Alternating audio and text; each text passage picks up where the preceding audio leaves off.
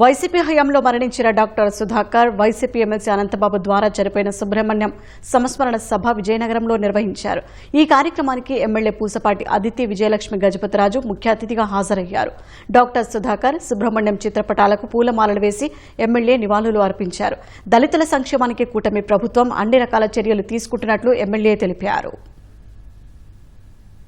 Doctor Sudhakar గారు వర్ధంతి సందర్భంగా మనమందరం వారు ధైర్యం చేసి ఆ మాస్క్ అడిగినందుకు, ఆ కరోనా టైంలో వైసీపీ ప్రభుత్వం ఉంది, ఆ టైంలో వాళ్ళు మాస్క్, పీపీపీ కిట్స్ అడిగినందుకు ఆయనని ఏ విధంగా హింసించారో మనందరికీ తెలిసిన విషయమే. కాబట్టి ఈరోజు వారి వర్ధంతి సందర్భంగా వారిని ఒక్కసారి గుర్తించుకుంటూ, వారు చేసిన ధైర్యాలు గుర్తించుకుంటూ మనం ఒకసారి వారికి నివాళులు అనేది అర్పిస్తూ ఉన్నాం. అనంతబాబు డ్రైవర్ సుబ్రహ్మణ్యం గారు ఆయనని హత్య చేసి డోర్ డెలివరీ చేసిన సందర్భాలు మనం చూసాం. ఈ సందర్భంగా వారు ఇద్దరిని స్మరించుకుంటూ, వారి ధైర్యాన్ని గుర్తు చేసుకుంటూ సెలవు తీసుకుంటాం.